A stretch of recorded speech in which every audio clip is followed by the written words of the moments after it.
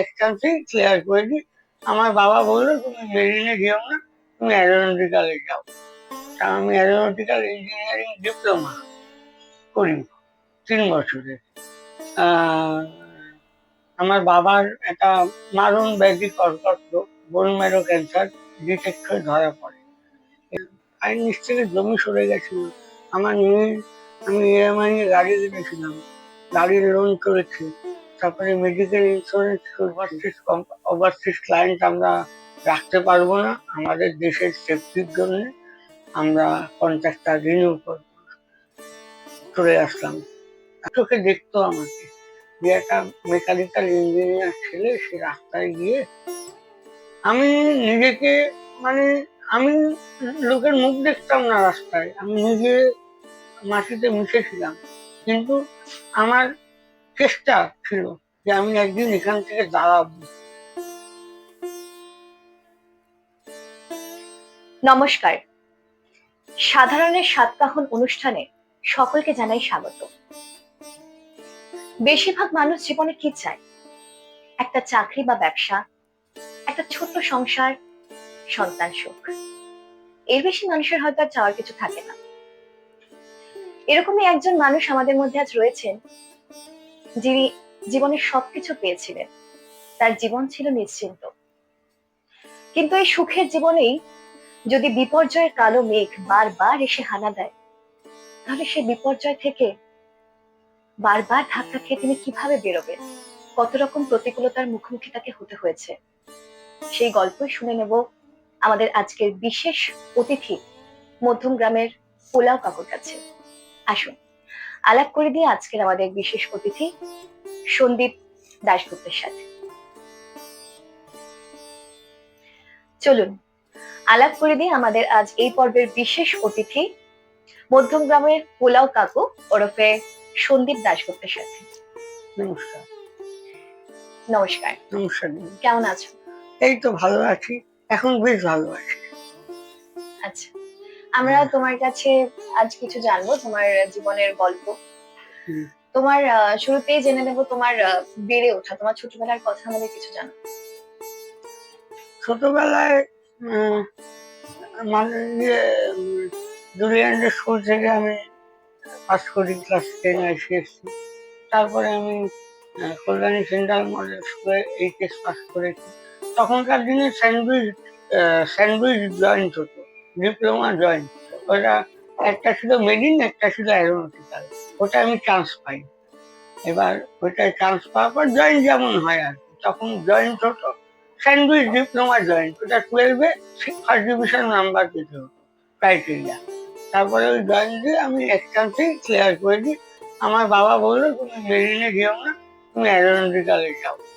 তা আমি aeronautical engineering diploma করি 3 বছরের। এবার করার পর আমি ভালোই রেজাল্ট করলাম, ফার্স্ট ক্লাসের উপরে নাম্বার। তারপরে বিভিন্ন কোম্পানিতে ইন্টারভিউ দিচ্ছিলাম, এয়ার ইন্ডিয়া, তারপরে মোদি গ্রুপ, এরকম অনেক কোম্পানি তখনকার দিনে ছিল, অনেক কোম্পানি ছিল তখনকার দিনে। তার মধ্যে আমি জেট এয়ারওয়েজে চান্স পেয়ে গেলাম 2002-এর কথা। এটা 2002। 98-এ উচ্চ মাধ্যমিক পাস করেছি, 2001-এ ডিপ্লোমা কমপ্লিট করেছি, 2002-তে আমি চান্স পেয়ে গেলাম জেট এয়ারওয়েজে। সেখান থেকে আমার জার্নিটা শুরু, আমার জীবনটা শুরু সেখান থেকে। আচ্ছা, আপনি সেই সময় দাঁড়িয়ে যে জেট এয়ারওয়েজের কথা বললেন, মানে তখন তো বেশ পপুলারিটি ছিল, তো মানে আপনার কাজের এক্সপিরিয়েন্স কেমন সেখানে? ওইটা ওই সময় একটা প্রিমিয়াম ক্লাস এয়ারলাইন্সে আমি চাকরি পেয়েছিলাম। রিটেন এক্সাম হয়েছিল, তারপরে ভাইভা হয়েছিল। কড়াকড়ির মধ্যে আমি খুব চাকরি পেয়ে নিজেকে খুব লাকি মনে করতাম যে এরকম একটা প্রিমিয়াম ক্লাসে আমার চাকরি হলো।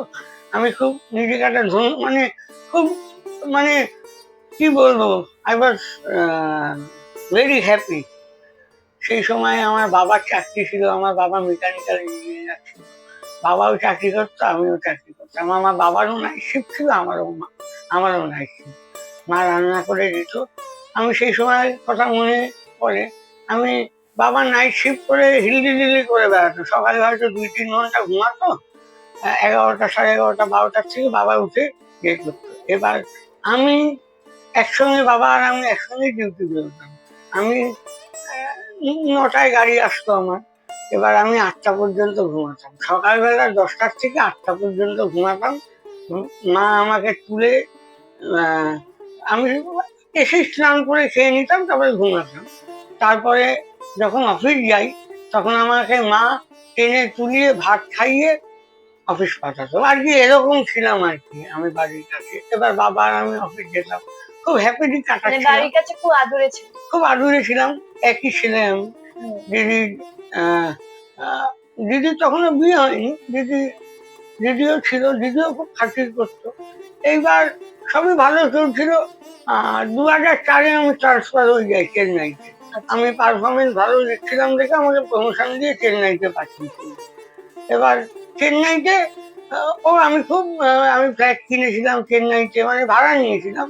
ওইখানে গিয়ে ওইখানে খুব ভালো করে চাকরি করছিলাম। একটা নতুন এওডিটি মানে এয়ারক্রাফট যেখানে ম্যানুফ্যাকচার হয়, মানে সব ভালো ভালো কাজ হয়, সেই টিমের সঙ্গে আমি কাজ করছিলাম।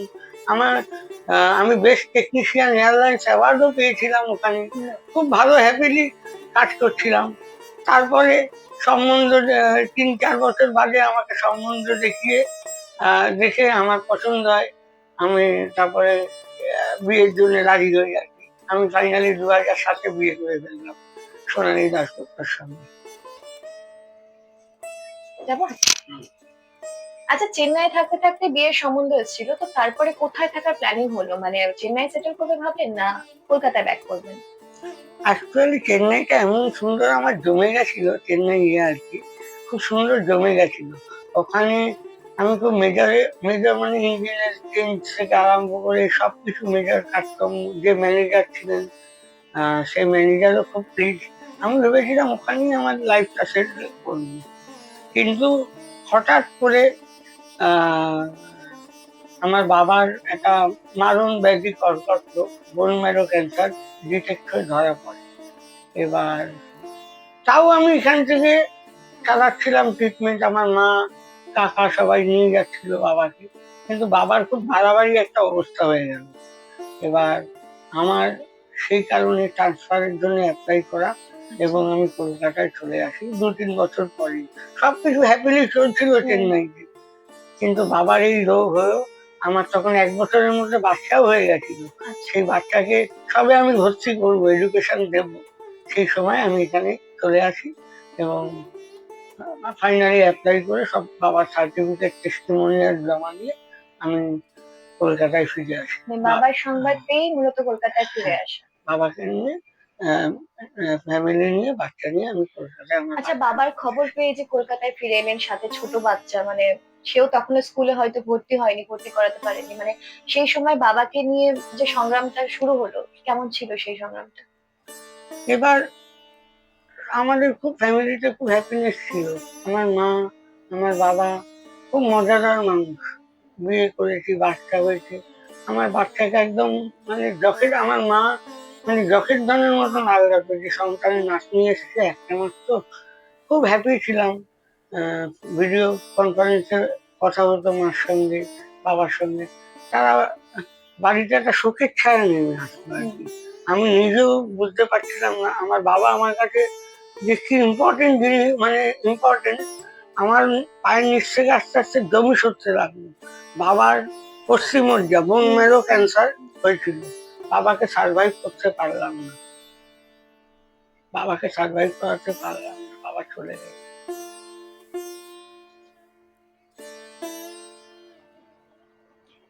আচ্ছা, এই যে বাবার এই মারণ ব্যাধির কথা শুনে কলকাতায় চলে এলে, সাথে ছোট বাচ্চা, তখনও বাচ্চা স্কুলে ভর্তি ওঠেনি, সাথে বাবার এই এত বড় একটা ব্যাধি, এই যে বাবাকে নিয়ে দৌড়োদৌড়ি সেই সময়, মানে এই যে লড়াইটা, এত খরচ, এত বড় একটা অসুখের, সবটা মানে কিভাবে সামনে ওঠা হলো সেই সময়?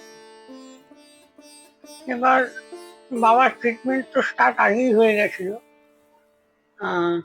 তারপরে যখন বাড়াবাড়ি হলো বাবাকে আর টাকায় নিয়ে যেতে পারলাম না। বাবার অনেক ট্রিটমেন্ট হয়েছে, অনেক মানে 1 বছর ধরে ট্রিটমেন্ট হচ্ছিল। তারপরে আমার সমস্ত রিলেটিভরা খুব হেল্প করেছে। আর আমিও বাবার খরচ, মানে যেহেতু এমএনসি কোম্পানিতে কাজ করতাম, বাবার অনেক খরচ আমি পেয়েছিলাম আর কি। বড় কর্পোরেট কাজ ছিল আমার, সেখান থেকেও বিলটা এক্সিড করে যায়। মানে অনেক টাকাই হয়ে গেছিল, আমি মার্কেটে অনেক টাকা ধার করে ফেলেছিলাম, সেগুলো আস্তে আস্তে আমি শোধ করি। আমার রিলেটিভের থেকে ধার নিয়েছিলাম, কিছু প্রাইভেট লোন নিয়েছিলাম, কিছু এই করে বাবার ট্রিটমেন্ট, বাবাকে তো আর বাঁচাতে পারলাম না। এই আর কি। আচ্ছা, আপনার বাবা চলে যাওয়ার পরে আপনি কি ঠিক করলেন? চেন্নাই আবার ফিরে যাবেন না কলকাতাতেই থাকার সিদ্ধান্ত নিলেন? অ্যাকচুয়ালি আর কোনো প্রশ্নই ওঠেনি যে চেন্নাই যাওয়ার, আর কোনো প্রশ্নই ওঠেনি অ্যাকচুয়ালি চেন্নাই যাওয়ার। কারণ আমার মা কিডনির মানে সুগার বেড়ে গেছিল বাবার এই ট্রিটমেন্টে, ক্রিয়েটিনিন বেড়ে যাচ্ছিল, মার শরীরটাও কিন্তু স্টেবল ছিল না। এবার মাকে বাঁচাতে হবে, বাবা চলে গেছে এই একটা ইয়ে। তাই জন্য চেন্নাই যাওয়ার কোনো মাথাই আসেনি, এখানে চাকরি করবো, মাকে নিয়ে থাকবো, আমার বাচ্চা মানুষ করবে আমার মা আমার বউ মিলে, যেটুকুনি আছে।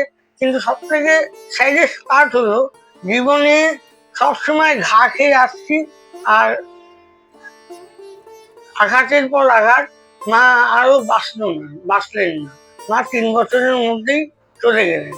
বাবা চলে যাওয়ার পর মা একটা নিজেকে গুটি, আগেকার দিনের ভদ্র মহিলা বলতে পারো, বা যে মা একটা কোনো বিয়ের অনুষ্ঠানে যাব না, আমার মানে মানে আমার হাজবেন্ড মারা গেছে, আমি শুভ কাজে যাব না, নিজেকে সবকিছুর মধ্যে বাড়িতে লোক আসলে হাইড করে রাখা। আগেকার দিনের মহিলা কনজারভেটিভ, খুব এইসব মানতেন। এইবার মার বাবা এত অল্প বয়সে, বাবা চাকরি করতে করতে মারা যান 57 ইয়ার্সে, আর মা 54 ইয়ার্সে, তখন বাবার 3 বছর পরে মাও 57 ইয়ার্সে মারা গেছে। আই ওয়াজ টু আনফর্চুনেট যে আমি আমার মাকেও রাখতে পারলাম না, আমার বাবাকেও রাখতে পারলাম না। টপ অফ দ্য ওয়ার্ল্ডে ওরা চলে গেল। আমি মানে যে কি অবস্থা হয়েছিল, আমি মানে সবারই এরকম, সবারই মা বাবা চলে যায় আস্তে আস্তে, সবাই এই ভেদের মধ্যে যায়। যাই হোক, মেয়েটার মুখের দিকে তাকিয়ে বাঁচছিলাম, কিছুই ভালো লাগলো না সেই সময়। এখানেই ছিলেন, কিন্তু আপনার চাকরিটা সেই সময় চাকরি করতাম, তারপরে তো করছিলাম চাকরি, মেয়ে আস্তে আস্তে স্কুল করছিল, মেয়েকে নিয়ে আঁকড়ে বাঁচছিলাম খুব ভালো, মানে যেরকম সংসার চলে সেরকম চলছিল। এইবার 2018-তে আপনারা সবাই জানেন যে জেট এয়ারওয়েজ কোম্পানিটাও বন্ধ হয়ে গেল, পাহাড় সরে গেল, জমি সরে গেল। কয়েক বছরের ব্যবধানে পর পর বাবা মাকে হারানো, তারপরে রাতারাতি জেট এয়ারওয়েজ বন্ধ হয়ে গেল, মানে এই এতগুলো আঘাত একসাথে কিভাবে সামলে উঠলে? আমার দিদি, আমার আইন নিচ থেকে জমি সরে গেছিল, আমার মেয়ে, আমি ইএমআই এ গাড়ি কিনেছিলাম, গাড়ির লোন করেছি, তারপরে মেডিকেল ইন্স্যুরেন্স করছি, আমার মেয়ের ইংলিশ মিডিয়ামের খরচা, আমি কি করব কি না করব, বাবার জন্য একটা লোন করা ছিল, সেই টাকা শোধ দেওয়া, আমি মানে কি করবো, মানে প্রায় ইয়েও আর মানে আমি ভাবছিলাম যে আমার বেঁচে থাকাটা এখন দায় হয়ে যাবে, কি করব। আমি খুব মানে আদা জল খেয়ে জল খেয়ে ইন্টারন্যাশনালি চেষ্টা করতে থাকলাম। কয়েক মাসের মধ্যে আমার সৌদি এয়ারলাইন্সে চাকরি হয়ে গেল, সৌদি এয়ারলাইন্সে। এইবার ওখানেও মোটা টাকা মাইনা পেতাম, মানে প্রায় 2,20,000 টাকা মাইনা পেতাম সৌদি এয়ারলাইন্সে, থাকা খাওয়া যাতায়াত অফিস সব কিছু। 2 বছরের মধ্যে আমি বাড়ি আসি। এবার খুব ভালো চলছিল, দারুণ চলছিল সৌদিতে, মেয়েকে ভিডিও কলে কথা বলতাম, দুর্গা পুজোতেও আমি বাড়ি আসিনি, আমি ওখানে বেস্ট এয়ারলাইন্স অ্যাওয়ার্ডও পেয়েছি, এত ভালো, মানে সবটা আবার বেশ মানে গোছানো হচ্ছিল, সব গোছানো হচ্ছিল আর কি। সেই সময় আমাদের মারণবাদী করোনা চলে আসলো পৃথিবীতে, সব লকডাউন, সব কিছু বন্ধ। এইবার কোম্পানির থেকে বললো যে বাইরের ফরেন ওভারসিজ ক্লায়েন্ট আমরা রাখতে পারবো না, আমাদের দেশের সেফটির জন্য আমরা কন্ট্রাক্টটা রিনিউ করব। চলে আসলাম আমাদের মধ্যমগ্রামে। মানে চলে আসার পরে পুরোপুরি আবার লকডাউন, চলে আসার পর পুরোপুরি লকডাউন, বেশ অনেকটা স্ট্রাগল বলুন, অনেক ধার দেনা বলুন, অনেক যেগুলো প্যাকেজ ছিল, ইকোনমিক প্যাকেজ, সেগুলো আমি রিপেয়ার করেছিলাম, টাকা পয়সা ভালোই পেতাম। সেই করে আমি ইকোনমিক প্যাকেজ গুলো রিপেয়ার করেছিলাম। আমার লাইফটা আরো স্মুথ হয়েছিল। যখন ভেবেছিলাম খুব এবার আর পিছনে তাকাতে হবে না, আর 10টা বছর ইনকাম করে আমি চলে আসবো, আর পিছনে তাকাতে হবে না, সেই সময় নেই করোনা। সেই সময় সেই সময় প্রাকৃতিক দুর্যোগ। সেই সময় গিয়ে বলছি এই 99 থেকে বারবার উঠি, 99 থেকে আবার সাপের মুখে পড়ে 9-তে চলে আসি। এটাই আর কি। এতগুলো ধাক্কা পেরিয়ে যখন একটু নিজেকে গোছানোর সময় পেলে আবার কোভিডের ধাক্কা এখানে ফিরে আসতে হলো, চাকরিটাও হারাতে হলো। তো তারপরে এসে এই কোভিড সিচুয়েশন আমরা সবাই জানি কম বেশি প্রচুর মানুষের চাকরি চলে যাওয়া, অনেক লস হয়েছে আমাদের দেশে। তো সেই সময়টা নিজেকে আবার কি করে গোছানো শুরু করলে বা কি প্ল্যান করলে আগামী দিনে কি করবে? সেই সময় তো ট্রিমেন্ডাস লকডাউন, বেরোনো যাচ্ছে না, কিছু করা যাচ্ছে না। একটু যখন সিচুয়েশন সামাল দিলাম, হলো লকডাউন পিরিয়ডটা ওভার হলো, এই করতে করতেই 7-8 মাস কেটে গেল। তারপরে যখন হলো, তখন আমি আমি বিভিন্ন এয়ারলাইন্সে ইন্টারভিউ দিই। এবার আমি চান্সও পেয়েছি, যেহেতু আমার হাত ভালো ছিল কাজে। এবার দিল্লি বোম্বেতে যে টাকাটা ওরা অফার করছিল, সেই টাকাটা আমি ওখানে থেকে খেয়ে আমি বাড়িতে কিছু পাঠাতে পারতাম না। এই জন্য আমি ভাবলাম এবার ওয়াই নট স্টার্ট বিজনেস। আর এবার যে সমস্ত কোম্পানি পুরো অ্যাডভান্টেজ নিয়ে নিল, যে যখন আমাদের সঙ্গে যারা কাজ করতো, তারা যখন কোম্পানি চলছিল, তারা যখন ছেড়ে গেছে, সেই স্যালারিতে তারা ঢুকেছে। এবার আমার কোম্পানি যেহেতু বন্ধ, আমার তো অপশন নেই। এবার ইন্টারভিউ দিতে গিয়ে তারা বলছে যে এই টাকায় করতে হবে। আমি তখন বললাম এই টাকায় তেরে পাস নকরি হে, আমাকে বলছে তেরে পাস নকরি হে। আমি বললাম না, আমার মাথা নিচু, আমার চাকরি নেই, আপনারা যা দেবেন তাই দিতে হবে। কিন্তু ওই টাকায় দিল্লি বোম্বেতে ফ্যামিলি মেনটেন করা যায় না। সুতরাং আমি ভাবলাম two start a new business, to start something new. এই করে আমি অক্সিজেন সাপ্লাই করার চিন্তা করলাম, জলের চিন্তা করলাম। এই করেও 3-4 মাস কেটে গেল। এবার সেভিংস এর টাকাও আস্তে আস্তে ফুরাতে গেল। এই যে বললে তোমার সেভিংস ফুরিয়ে গেছে, মানে সব দিক দিয়ে একটা হোপলেস হয়ে গেছে, মানে সেই সময় দাঁড়িয়ে মানে তোমার আজকে এই যে পোলাও কাকু নামটা, মানে সেই জার্নিটা কি তখন থেকেই শুরু হলো? এই জার্নিটা কেমন ছিল? এই জার্নিটা বলতে তখন আমি ভাবছিলাম যে কি করবো কি না করবো। অক্সিজেনের ব্যবসা ছিল, জলের ব্যবসায় এই করতে করতে 1 বছর হয়ে গেল, টাকাও ফুরিয়ে আসছিল। একদিন জন্মদিনে একটা অনুষ্ঠান হয়েছিল বাড়িতে, বুঝলেন। আমার মামারা মাসিরা সবাই এসেছিল, আমার দিদিরা। আমার ওয়াইফ পোলাও রান্না করেছিল। আচ্ছা।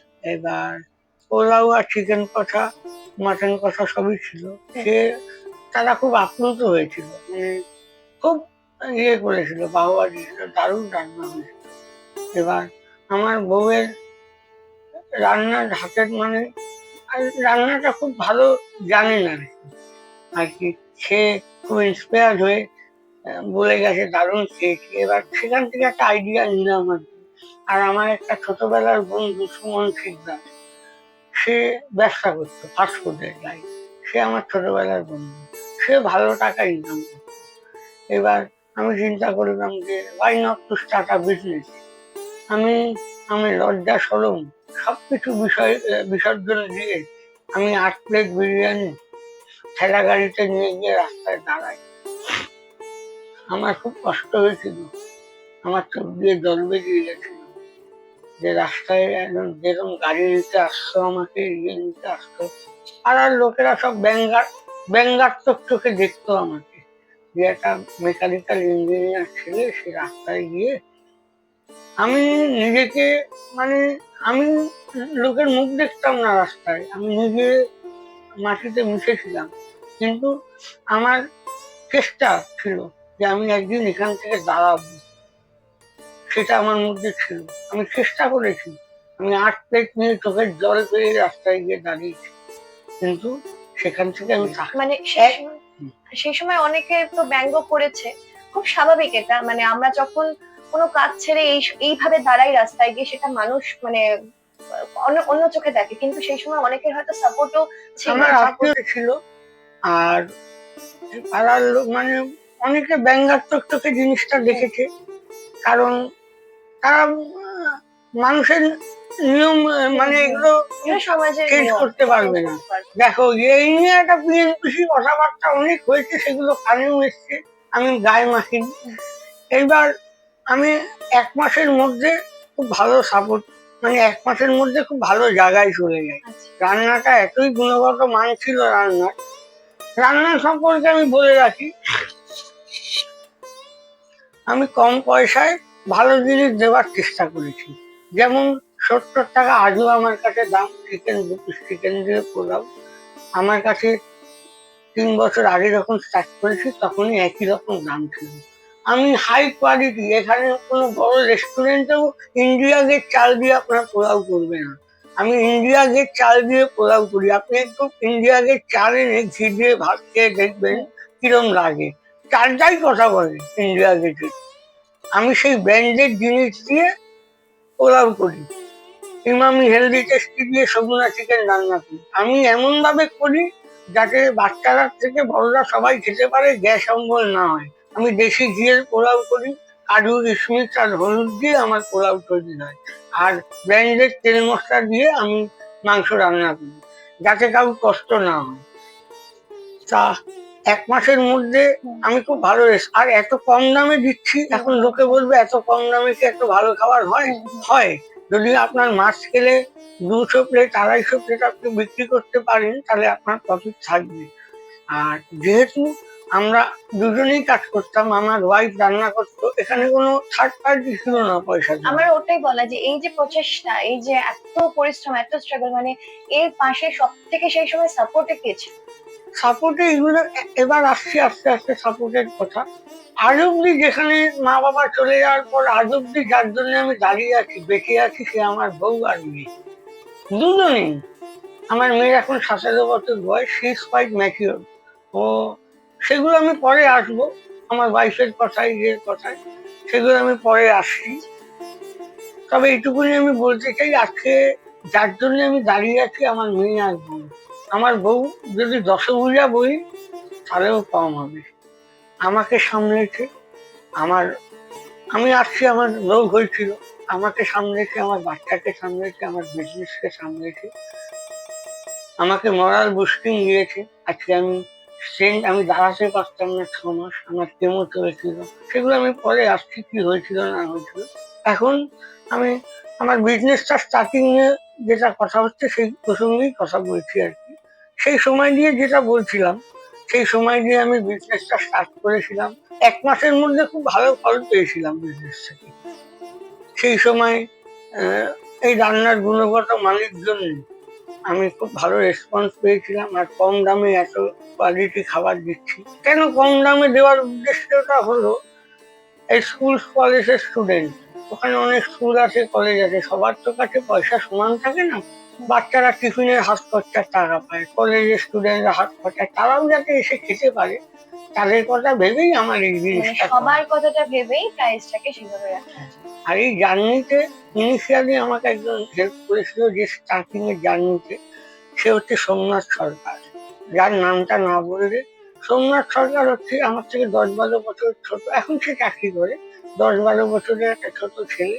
সেই ছেলেটা উইদাউট এনি রেমুনারেশন, উইদাউট ওকে কিছু টাকা দিইনি, তার নিজের ইন্টারেস্টে, আমাকে ভালোবাসার খাতিরে সে এসে আমাকে দিনের পর দিন হেল্প করে যায়। সে রাস্তায় গিয়ে আমার সঙ্গে দাঁড়ায়, সে আমার পোলাও সেল করে, সে আমার প্রোডাকশন করে, সে আমার ওকে যদি আজকে ওর নামটা না বলি খুব ভুল হয়ে যাবে।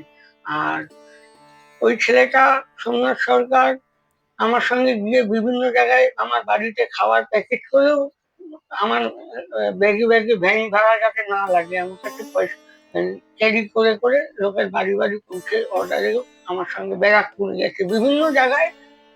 এইবার সেকেন্ড ফেজে আসি, আমার বিজনেসটাকে পপুলার করলো। সেখানে বলতে গিয়ে আমি বলবো, অর্পণ হেংলাবাদ ট্রেনিং আছে, 3 দিনের মাথায় আমার একটা ভিডিও করে কাল বৈশাখীর ঝড়ে, ওই ভিডিও করে, এবং মধ্যমগ্রাম বিরাটি বেলঘরিয়ার সাইডে আমি অনেক পপুলার হয়ে যাই। এই অর্পণ হেংলাবাজকে আমি পুলিশ জানাই আরো অব্দি সেই ছেলেটা আমার সাপোর্টে আছে, আমার বিজনেস। আর ফাইনালি সেই সময় যার কথা না বললেই নয়, মানে 90% তারা আমাকে চেনেছে। এদের মধ্যেও যারা চিনেছে সেটা হচ্ছে মধ্যমগ্রাম নাগরিক বৃন্দ, মধ্যমগ্রাম অফিসিয়াল গ্রুপ। এখন তাদের 95,000 মেম্বার। তখন জাস্ট তারা শুরু করেছিল এই আমাদের মতন যারা রোড সাইডে রোড স্ট্রাগলিং করছে তাদেরকে তুলে ধরার জন্য তারা চেষ্টা করে আজকে একটা জায়গায় এসছি, একটা রূপক আর কর্ণধার হচ্ছে রূপক দে আর বুলগানি নাইট। এরা দুজন ডে ওয়ান থেকে, যেদিন থেকে আপডেট নিয়ে দাঁড়ায় সেদিন থেকে আজ অব্দি এসে আমার বিজনেস কেমন হচ্ছে, আমার বিজনেসের কি করলে ভালো হয়, আজ অব্দি তারা এসে করে যাচ্ছে। তারা খালি করেই গেল আমার জন্য। এইবার ওই বুলগানি নাইট আর রূপক দে, বুলগানি নাইট আর রূপক দে মধ্যমগ্রামে আমার বিজনেসটাকে এক্সপেন্ড করে। অনেক বাড়িতে রূপক দে স্কুলের একটা প্রিন্সিপাল, মানে ফাউন্ডার। সে অনেক স্কুলে আমাকে কন্ট্যাক্ট পাইয়ে দেয়, আমি অনেক স্কুলে কাজ পাই। সেখান থেকে গ্রুপে লেখালেখি হয়, পোলাও খুব ভালো, চিকেন খুব ভালো, আলুর দম খুব ভালো।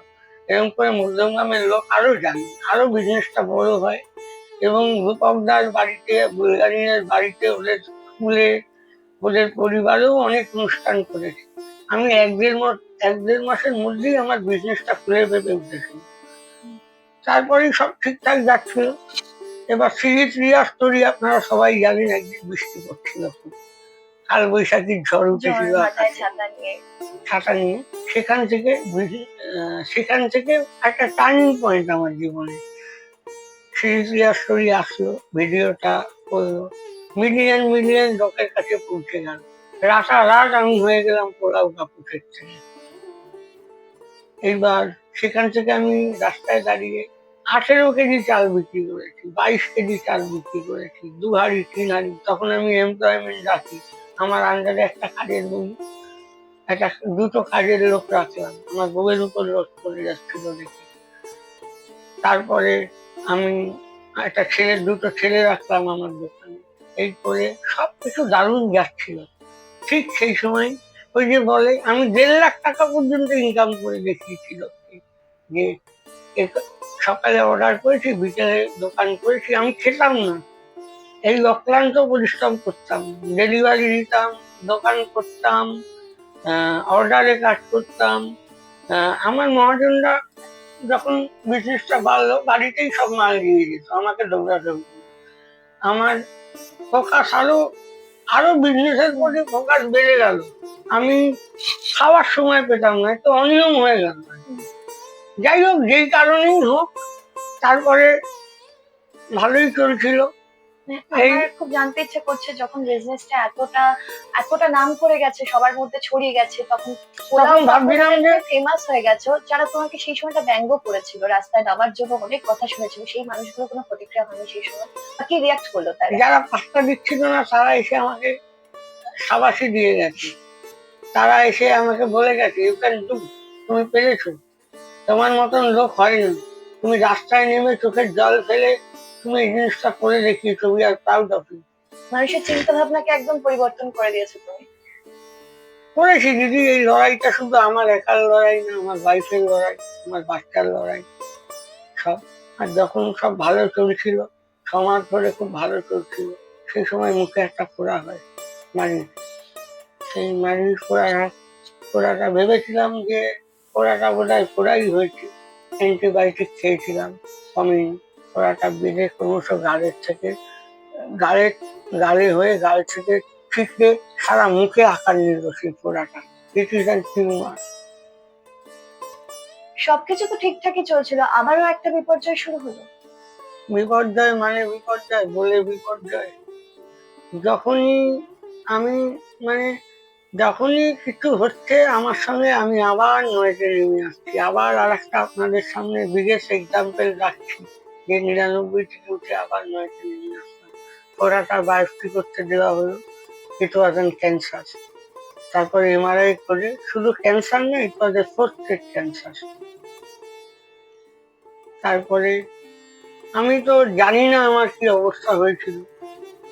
আমি সেই এক্সপিরিয়েন্স, বাড়িতে ক্যান্সার, শোকের ছায়া নেমে এসেছিল বাড়িতে, তবুও আমি হাল ছাড়িনি। আমাকে বাঁচতে হতো, আমার মেয়ে আছে, আমার বউ আছে, আমার ফিরে আসতে হবে। আমার অদম্য চেষ্টা, ওদের অদম্য লড়াই, সেই লড়াইটাই আপনাদের সামনে এখন। তারপরে বায়োপসি করতে দিলাম, বায়োপসিতে ক্যান্সার ধরা পড়লো। এবার এমআরআই করে দেখা গেল এটা, বায়োপসি করার পরে একটু ডিলে হয়ে গেছে, এটা ক্যান্সারটা ছড়িয়ে গেছিল। আর ক্যান্সারটা it was an advance cancer, prostate cancer. Doctor খুব, ডাক্তারও নিজে শিওর ছিলেন না যে কি হবে। আর বাড়িতেও একটা শোকের ছায়া নেমে আসলো। ওই অবস্থার মধ্যে আমি বিজনেস কন্টিনিউ করেছি, বিজনেসটা আমি থামাইনি। আমি মেডিকেলে, ডাক্তার বললো ভর্তি হতে হবে, দুটো কেমো দিতে হবে, 8টা দুটো সাইকেলে কেমো চলবে। প্রথম সাইকেলে 5 দিন অ্যাডমিট করে একটা কেমো দেবো, আবার 15 দিন পরে কেমো। তখন পুজো এসে গেছে, পুজোর একটা এক্সরবিটেন্ট চাপ। এবার প্রথম কেমো শেষ হলো পঞ্চমীর দিন, না শেষ হয়েছে ওই পুজোর মহালয় দশ করে শেষ হয়েছে। এবার আমি পঞ্চমীর দিন বিজনেস নিয়ে চলে যাই। আমার ওয়াইফ একা গেছিল, আমার তখন বেড রিডেন ছিল। কেমো হলে কিরকম অবস্থা হয় শরীরের সেটা আপনারা জানেন। আমি বউ একা রাস্তায় গেছে, একটা মেয়ে কোনোদিন বাড়ির ভদ্র মেয়ে, সে রাস্তায় গিয়ে বিজনেস করছে আমাদের মতন বদ্যি ফ্যামিলিতে। আমি চলে গেলাম, আমি ভাবলাম আমি মরে যাই, আমার বউকে আমি একা ছাড়বো না। ওই শরীরের অবস্থার মধ্যে দিয়ে গিয়ে আমি বিজনেস সেদিনকে করে আসলাম। সেটাই হচ্ছে আমার জীবনের টার্নিং। সবাইকে বলছি আপনারা জীবনে হারবেন না, আপনারা লড়াই করুন। আমিও লড়াই করেছি, আজকে ফিরে এসেছি। আর এবার ওই কেমো হয়ে গেল, ডাক্তার আমাকে বলেছিল 16খানা কেমো দেবে। এবার প্রথম এইবার কেমোতে যদি টিউমারটা কমে তবেই অপারেশন করবে, না হলে এরকম ভাবে আর কিছু করা যাবে না। এবার বাই গড গ্রেস, ভগবানের দয়ায় প্রথম 8টা কেমো 5 দিন নিয়েছি। ফোড়াটা এত বড় ফোড়া, চুপসিয়ে ছোট হয়ে যায়। ডাক্তার বললো কেমোতে রেসপন্স করছে, এবার অপারেশন হবে, তুমি ভালো হয়ে যাবে। এবার ওই বিজনেস করে আবার গেলাম সেকেন্ড রাউন্ড কেমো দিতে। সেই সময় দিয়ে লক্ষ্মী পুজোর পর গিয়ে আবার কেমো দিয়ে এই জায়গাটা একদম প্লেন হয়ে গেল, একটু জল জল বেরোতো কিন্তু ঠিক হয়ে গেল। তারপরে আবার একটা বায়োপসি হলো, এমআরআই হলো, আর ক্যান্সার ছিল না। এবার আমি ডাক্তারকে বললাম স্যার অপারেশন না করলেই কি নয়? আমার তো বলছে না, সব এলিমিনেট করে দেবো, এখানে নোটসেও তোমার ক্যান্সার হয়েছিল, এই নোটস গুলো আমি আর কি ইয়ে করবো। তারপরে বিজনেস করার পরে ফাইনালি অপারেশন হলো। অপারেশন তো খুব মর্মান্তিক অপারেশন হলো। আমার গাল কেটে দিল, আমার মাড়ি কেটে দিল, আমার দাঁত কেটে দিল, আমার গলার ভেন 6খানা বাদ দিয়ে দিল। অপারেশনের পরে আমার সাইড গুলো আমার বউকে দেখানো হলো। খুব মর্মান্তিক অপারেশন। এই অপারেশন নেওয়াটাও একটা বড় ব্যাপার ছিল। অনেকের এত স্ট্রং অ্যানাস্থেসিয়া করে অনেকে কোমায় চলে যায়, এই অপারেশনটা নেওয়াও বিরাট ব্যাপার ছিল। অপারেশনটাও সাকসেসফুল হয়। তারপরে অপারেশনের পরে মাইক্রোস্কোপে ল্যাব টেস্ট হয়, আর আমার ভিতরে কোনো ক্যান্সার তখনই ছিল না। তারপরে বাড়িতে নার্স রেখে আমার ওয়াইফের স্ট্রাগলিং শুরু হলো। বিজনেস কিছুদিন বিজনেস করে বিজনেসটাও বন্ধ রাখতে হলো, কারণ আর বউ ওয়াইফ পাচ্ছে না। যেহেতু মেয়ে কোচিংয়ে নিয়ে যাওয়ার ব্যবস্থা, বয়সটা মেয়েটাকেও কোচিং নিয়ে যাওয়া নিয়ে আসা, মেয়ে মাধ্যমিক দিচ্ছে, এইদিকে আমাকে টাইম টু টাইম নারিশমেন্ট করা। সেই সময় নার্স রেখে দিল আমার জন্য, আমি খেতে পারতাম না। আমার এখানে নয় ছিল, আপনি সেই চেহারা দেখতে পাচ্ছেন না। আমি তো আজকে কথা বলছি, এখানে নল ফিট করা, এখানে নল ফিট করা, এখানে নল ফিট করা, আমাকে নাকের টিউব, রাইস টিউব দিয়ে খাওয়ানো। সব নার্স 2000 টাকা করে নার্স দিত। প্রচুর টাকা আমার এই অবস্থায়। যে টাকা আমি ইনকাম করেছিলাম কিছু ফান্ড রেস কিছু হয়েছে, মাঝখানে একটা ছেলের কথা না বললেই নয়, সন্দীপ সিনহা, দক্ষিণীর মানে যাদবপুরের দক্ষিণী মা কর্ণদার দোনাইদা, ঠান্ডেরা নেবাব, এরা আমার পাশে এসে দাঁড়ালো। এরা ডাক্তারের সঙ্গে, স্পেশালি দক্ষিণী সন্দীপ, এরা ফান্ড রেস করলো, ঠাকুর পুজো দিল, আমার পাশে এসে মানে ভগবানের মতন তারা হেল্প করে গেল। আর স্পেশালি এই সন্দীপ সিনহা আজ অব্দি আমার মানে, সেই ছেলেটা এসে বললো আমি তোমার জন্য বড় মার, মানে এতই ভালো আমার পাড়ার ছেলে, তোমার জন্য বড় মার প্রসাদ দিয়ে এসছি, তোমার আর চিন্তা নেই। ও মিলাপে ফান্ড রেস করলো, আমাকে টাকা কিছুটা তুলে দিল, না হলে টাকা আমার আরো লেগেছে অনেক, কিন্তু আমাকে অনেক হেল্প করে দিয়েছে।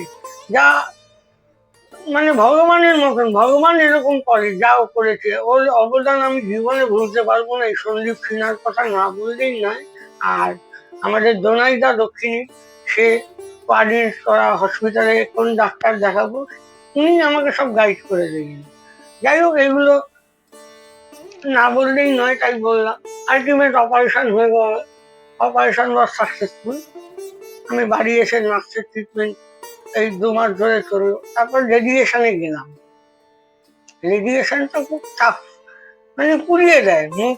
একেই তো আমার অপারেশন হয়েছিল গালে নেই, পায়ের থেকে মাংস নিয়ে গাল লাগিয়েছে, এখান থেকে হাড় নিয়ে মাড়িতে লাগিয়েছে, গলা এখানে পেস্টিং করা, গলাটা পেস্ট করা, গলাটা কিন্তু আমার ঘান নেই, পেস্ট করা, এখান দিয়ে গ্ল্যান্ড বের করা। আমার অনেক সাবধানে চলতে, আমার ঠান্ডা খেতে পারবো না, ডাস্টে এই গ্ল্যান্ড গুলো না থাকায় কি হয়, ডাস্ট এসে লাঙে এফেক্ট করে, ক্যান্সারে হয়তো মরলাম না, ডাস্ট অ্যালার্জিতে লাঙে এফেক্ট করে শেষ হয়ে যায়। তারপর লিভারের মানে কেমো চললে ভালো সেলগুলো যেগুলো আছে, যেমন খারাপ সেলগুলোকে ড্যামেজ করে, ভালো সেলগুলো ওরা তো জানি না ড্যামেজ করে দেয়, ইমিউনিটি পাওয়ার কমে যায়। এখন আমি গেইন করছি অনেক ইমিউনিটি। যাই হোক, রেডিয়েশন হওয়ার পরে আলবোনার মতন হয়ে যায়, আমি যেমন রোগা হয়ে যাই, যেমন হয়ে যায়। আমার এপ্রিল মার্চ মাসে আমার ফেব্রুয়ারির 28 তারিখে না 26 তারিখে আমার ট্রিটমেন্ট কমপ্লিট হয়ে যায়, রেডিয়েশন কমপ্লিট হয়ে যায়। তারপর আমি আলবোনার মতন হয়ে যাই। আমি ভেবেছিলাম যে আমি জল খাচ্ছি, জিভ পুড়িয়ে দিয়েছে, গাল পুড়িয়ে দিয়েছে, তার আমি জল খেতে পারতাম না। আমি ওই লিকুইড ওই নাকেই তখনও দিয়েই চলতো খাবার।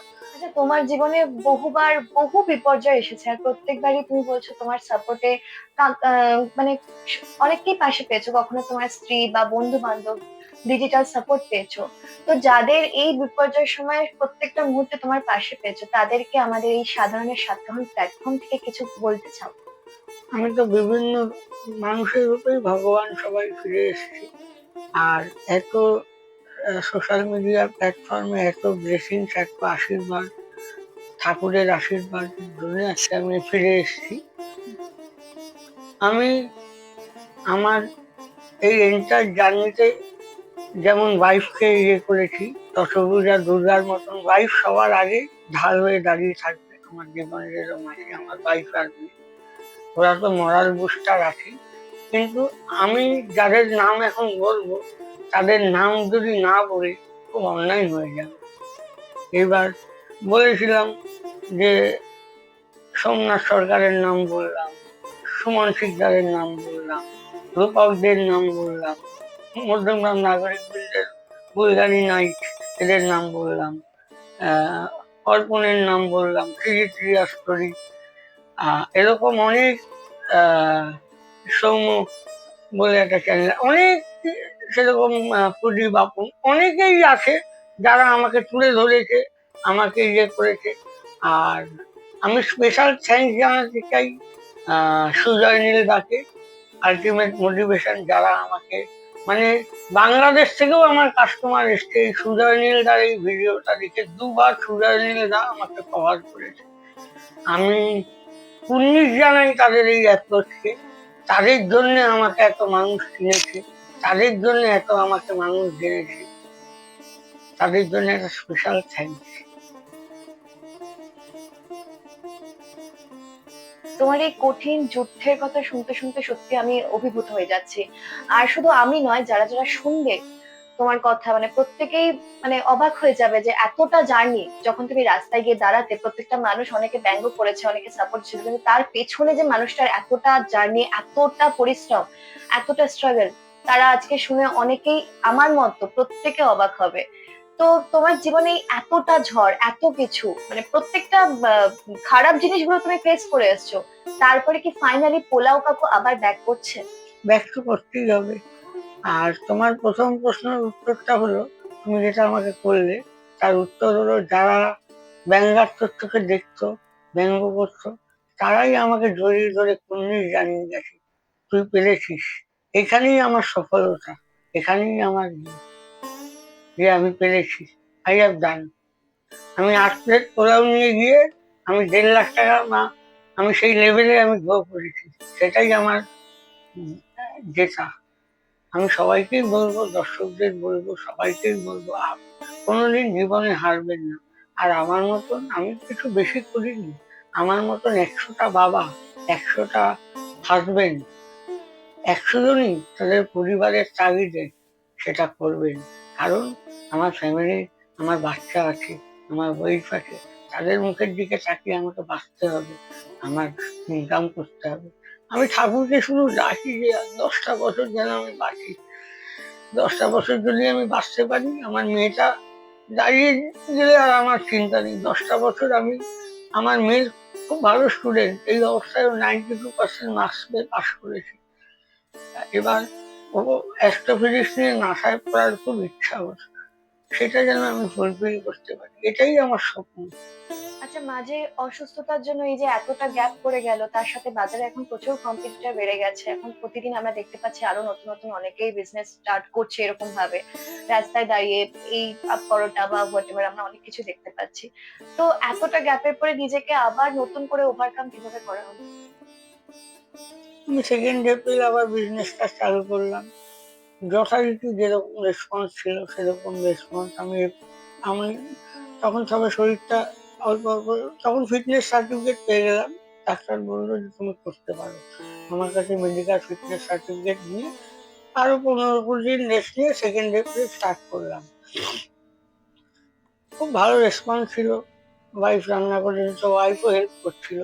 এবার আমার সঙ্গে যে কাজের ছিল, মানে আমার সঙ্গে যে ভাই হেল্প করতো, অনির্বাণ যে, সেও খুব বড় অবদান। সেও ব্রিজ সামলেছে, ঝঞ্ঝনা সামলেছে। এই ছেলেটাকে আর রাখতে পারিনি, কারণ আমার এত খরচা হয়েছে, ওকে একটা মাইনা দেবা, দেবা, ওকে আর রাখতে পারিনি। ওয়াইফ আমার সঙ্গে হেল্প করেছে নতুন দোকানে, মানে যেখানে আর কি কালী বাড়িতে ছিল, সেখানেও খুব ভালো চলছিল 1 মাস ধরে। আবার ঝামেলা, প্রশাসনিক ঝামেলা, রাস্তায় বসতে দেবে না, ফুটপাতে লোক চলে, ফুটপাতে দাঁড়াতে দেবে না, হকার উচ্ছেদ। এবার আমরা তো আর নিয়মের বাইরে যেতে পারি না। তাই ভাবলাম যে এবার একটা দোকান দরকার, তাই একটা ভাড়া নিলাম দোকান। এবার দোকানটা ভাড়া নিয়েও একটু অসুবিধার মধ্যে পড়লাম। এবার ওইখানটায় রানিং কাস্টমার অনেক ছিল, ওখান দিয়ে ওই পাড়ায় পরিচিতি মহল অনেক। এবার রানিং কাস্টমার পরিচিতি দিয়েই তো ব্যবসা। এবার যেখানে গেছি ওই লাইন টপকে, টপকে অনেকে আসছে না। এবার তাদের উদ্দেশ্যে আমি একটা কথা বলবো, আপনারা আসুন, 3 বছর ধরে যেরকম সাপোর্ট করেছেন, ভালো কোয়ালিটির খাবার পেয়েছেন, আমি সেরকম ভালো কোয়ালিটির খাবার দেব। এখন আমার নতুন সংযোজন, লাস্ট 3-4 দিন ধরে আমি ইউপির থেকে খাসি আনছি বড় বড় রেস্টুরেন্টে। আমি গ্যারান্টি দিয়ে বলছি, বড় বড় রেস্টুরেন্ট ছাড়া ওই খাসি আপনারা পাবেন না। কম দামের মধ্যে ওই খাসি আপনারা পেয়ে যাবেন। আপনারা একবার আসুন। নতুন অ্যাড্রেস হলো মধ্যমগ্রাম সুভাষপল্লী, 1 নম্বর প্ল্যাটফর্মের গা দিয়ে সুভাষপল্লী স্টেশন রোড। আমার নাম্বার হচ্ছে 8017033913। আপনারা আসুন, আমাকে যেরকম আগে সাপোর্ট করেছেন সবাই সাপোর্ট করুন। আর আমি ঘরোয়া অনুষ্ঠানেও রান্না বান্না করা হয়। নিরামিষের নারায়ণ ঠাকুরের সেটা আছে, পোলাও পনির আলুর দম হয় আলাদা, বাসন কোসন গ্যাস আছে। এবার নন ভেজের জন্যও আলাদা আছে। 100-120 জনের ঘরোয়া অনুষ্ঠানও করি। আপনারা আসুন, আমার রান্না খান, নিরাশ হবেন না, আমাকে সাপোর্ট করুন। আর যদি আপনাদের কোনো অসুবিধা হয় আপনারা বলবেন বাসন্তী পোলাও, গুগলে গিয়ে সার্চ করে আমার রিভিউ দেখতে পারেন পোলাও হাউসে। আমি কোনোদিন কোনো জায়গায় কোনো খারাপ রিমার্কস আমার রান্নায় আসেনি। আমি বেস্ট কোয়ালিটি রান্না, এটা আমার ইউএসপি, যে আমি বেস্ট কোয়ালিটি বেস্ট জিনিসপত্র দিয়ে কম দামে। একটা খাবার দোকানের লোক কার কাছে আসবে? একটা ভালো খাবার খেতে তো আসবে, সেটা যদি আমি না দিতে পারি আমার কাছে আসবে কেন? আমি দর্শককে বলবো সবাই আসুন, 3 বছর ধরে যেরকম সাপোর্ট করছেন সাপোর্ট করুন, নিরাশ হবেন না। আমার নাম্বারটা আবার বলে দিচ্ছি, 8017033913। ধন্যবাদ। এতক্ষণ শুনে নিলাম আমরা এক অসম সাহসী জীবন যুদ্ধের কথা, যা এখনো চলছে। আপনারা যদি আপনাদের লড়াইয়ের গল্প আমাদের সাধারণের সাতকাহনের অনুষ্ঠানে বলতে চান, তাহলে স্ক্রিনে দেওয়া নাম্বারে যোগাযোগ করুন। আজ আসি, আবার দেখা হবে জীবনে প্রতিনিয়ত লড়াই করে উঠে আসা কোনো মানুষের গল্প নিয়ে। ধন্যবাদ।